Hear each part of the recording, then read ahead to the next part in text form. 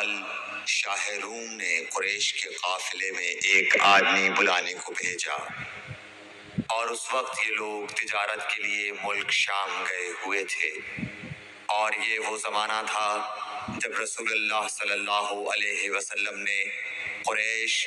اور ابو سفیان سے ایک وقتی عہد کیا ہوا تھا۔ جب ابو سفیان اور دوسرے لوگ ہرقل کے پاس ایلیا پہنچے، جہاں ہرقل نے دربار طلب کیا تھا، اس کے گرد روم کے بڑے بڑے لوگ، علماء، وزراء و امراء بیٹھے ہوئے تھے۔ ہرقل نے ان کو اور اپنے ترجمان کو بلوایا، پھر ان سے پوچھا کہ تم میں سے کون شخص مدعی رسالت کا زیادہ قریبی عزیز ہے؟ ابو سفیان کہتے ہیں کہ میں بول اٹھا کہ میں اس کا سب سے زیادہ